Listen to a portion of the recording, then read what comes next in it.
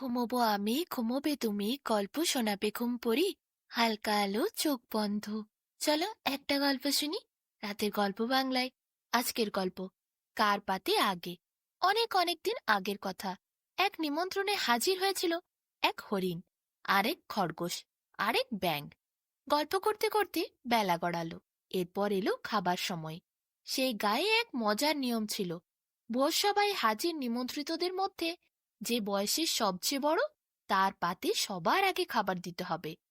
এরপর গোল বাঁধল। সেই আসরে সবচেয়ে বয়স বেশি কার সেটাই কেউ জানত না। হঠাৎ করে হরিণ মাথা শিং নাড়িয়ে নাড়িয়ে বলে উঠল, আমার বাপু বয়সের কি আর গাছ পাথর আছে? আমি হচ্ছি সবচেয়ে বুড়ো। আমার পাতের থেকে পরিবেশনটা শুরু করা হোক। তখন খরগোশ আপত্তি জানালো, বলল, আহ, কি পাগলের মতো বকছো? আমি হচ্ছি সবার বড়, এ তো সকলেই জানে। আগে আমার পাতে খাবার দাও। বলে তার খাবারের পাতাটা সবার আগে সাজিয়ে দিল এবং খাবার দিতে বলল।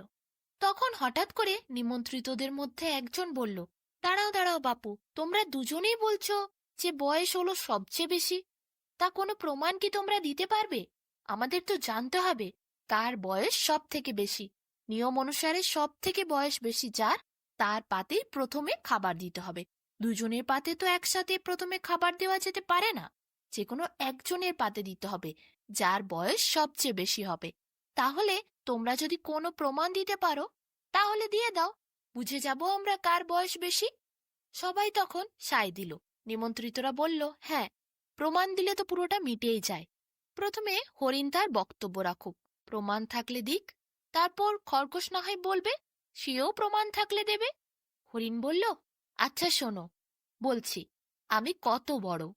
ওই যে নীল আকাশের গায়ে দেখছো কত কত আছে তারা, ওই তারাগুলো যখন পেরেক দিয়ে আকাশে আটকানো হয়েছিল তখন কোথাও অসুবিধে হলে ওরা আমার কাছে আসতো। আমি ওদের অসুবিধে মিটিয়ে দিতাম। এবার বোঝো আমার বয়স কত। তার কথা শেষ হওয়ার সাথে সাথেই খরগোশ খুক খুক করে হেসে বলল, তাহলে দেখছো তুমি অনেক বুড়ো। কিন্তু যেই মই বেয়ে তোমরা আকাশে সেই তারা পুঁততে উঠেছিলে, সেই মই যে গাছের ডাল দিয়ে তৈরি, সেই গাছটা তো আমার হাতেই বসানো। আর কি বলবো তোমাদের, বুড়ো হয়েছি তাই মই গড়ার মতো শক্তপোক্ত হাত এখন আর নেই। তখন আমি বিশাল মই গড়তাম। তাহলে তো বয়স তুমি চিন্তা করো। আমি তোমার ঠাকুর দাদা বলেই পাতা সেজে সামনে দিলাম খাবার খাবো বলে। খরগোশের কথা শেষ না হতে হতেই হঠাৎ করে এমন সময় ব্যাঙ হঠাৎ ফুপিয়ে ফুপিয়ে কেঁদে উঠল। তা দেখে হরিণ আর খরগোশ থমকে গিয়ে দুজনে প্রথমে দুজনের দিকে চেয়ে রইল। তারপর বলল, কি হলো ব্যাঙ, তুমি হঠাৎ করে এমন কেঁদে উঠলে কেন? কাঁদো না ভাই, কাঁদো না। হাত চেটে চোখ দিয়ে জল মুছে ফেললো ব্যাঙ। বলল, তোমাদের কথা শুনে কত পুরানো কথা মনে পড়ে গেল। তোমরা তো জানোই আমার 3 ছেলে ছিল। তারা তিনজনেই তিনটে গাছ পুঁতেছিল।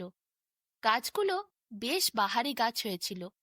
তা তোমরা যেই আকাশে পেরেক দিয়ে তারা বসাবার কথা বলছিলে না, সেই পেরেক পোতার হাতুড়ির হাতল তৈরি হয়েছিল বড় ছেলের বসানো গাছের ডাল দিয়ে। মেজ ছেলেটার গাছের গুড়ি দিয়ে লাঙল তৈরি করে তা দিয়ে ওই আকাশের ছায়াপথ দেখছো না, ওটা খাত তৈরি করা হয়েছিল। আর আমার ছোট ছেলে তার যত্নে দিনে দিনে সুন্দর করে গড়ে তোলা হাতে লাগানো গাছের গোড়া দিয়েই তো ওই চাঁদের মধ্যে ঠুকে ঠুকে বড় বড় গর্তগুলো তৈরি করা হয়েছিল। সব পুরানো কথা আমার চোখের সামনে ভাসছে। দুঃখের কথা আর কি বলবো, এইসব বলতে আমার আর ভালো লাগে না। বুড়ো হয়ে গেছি, আমার ছেলেরা সব মারা গেছে। আর কবেকার কথা, সব বলেও লাভ নেই। ব্যাঙের এইসব কথা শুনে হরিণ আর খরগোশের মাথায় তো হাত, তাদের মুখ দিয়ে আর কথাই সরে না। এরপর তারা দুজনেই চুপ করে বসে রইল, আর কোনো কথা বলতে পারল না। হরিণ যে ফাঁদ পেতেছিল সেই ফাঁদে তো নিজেই পড়ে গেল। তার কথা তো খরগোশ কেটেই দিয়েছিল। কিন্তু ব্যাঙ সে তো পুরো কথা ওলট পালট করে হরিণের ঘাড়েই চাপিয়ে দিল। এখন সবাই বুঝে গেল নিমন্ত্রণ বাড়িতে যে ব্যাঙের বয়স সব থেকে বেশি। ব্যাঙের থেকে বেশি বয়স্ক আর কেউ নেই। সবাই তাই বুড়ো ব্যাঙকেই পাতে প্রথমে ভোজের খাবার দিল। পাত সাজিয়ে ব্যাঙকে খাবার পরিবেশন করা হলো। ব্যাঙ তখন বলল, আমাকে কেন এত আগে খাবার দিচ্ছ?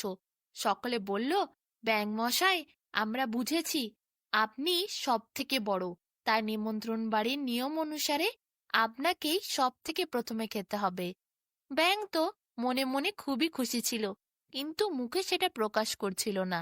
ব্যাঙকে পাতে প্রথমে সাজিয়ে সব থেকে বেশি খাবার দেয়া হলো। ব্যাঙ সেটা আনন্দ করে খেলো।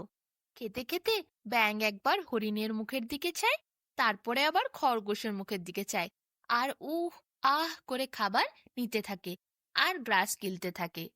এদিকে হরিণ সে শিং নাড়িয়ে নাড়িয়ে দেখছিল, আর খরগোশ চুপ করে বসেছিল।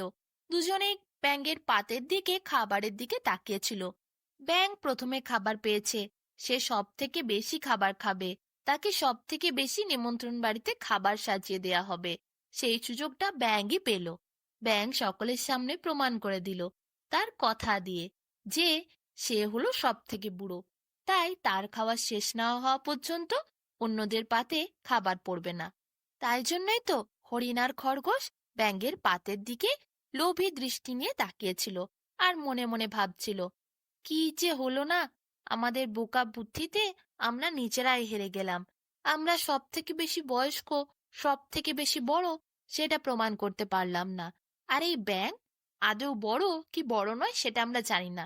এমনিতে তো আমাদেরই বন্ধু, কিন্তু ওর বয়স কত আমরা সত্যিই জানি না। মনে হয় আমাদেরই মতো বয়স হবে। সবাইকে ভালো করে টুপি পরিয়ে দিল আর সবার আগে খেতে বসে গেল। সব থেকে বেশি খাবার ব্যাঙই পেল। ব্যাঙ বুঝলো তার বন্ধু হরিণ আর খরগোশের মনে এখন কি চলছে। সে কোনো কথা মুখে বলল না, আনন্দ করে খাবার খেতে থাকলো। খাবার শেষে নিমন্ত্রণ বাড়ির লোকেরা পুটলি ভর্তি করে ব্যাঙকে আরো খাবার দিল। সেই পুটলি ভর্তি খাবারে তো খাবার জিনিস ছিল যা ব্যাঙ খেতে খেতে প্রায় 1 মাস লাগিয়ে দিল। হরিণ আর খরগোশ তারা তো সামান্য খাবার খেয়ে বাড়ি ফিরে এলো। তারা কিছু বাড়ি নিয়েও আসতে পারেনি অবশ্য। ব্যাঙকে দেখে তাদের মনে মনে জ্বলন লাগছিল, কিন্তু মুখে কিছু বলার উপায় ছিল না, কারণ ব্যাঙ তার বুদ্ধি লাগিয়েছে। সে সব থেকে বয়স্ক, সেটা সত্যি সে তার কথার মাধ্যমে সকলের সামনে প্রমাণ করে দেখিয়েছে।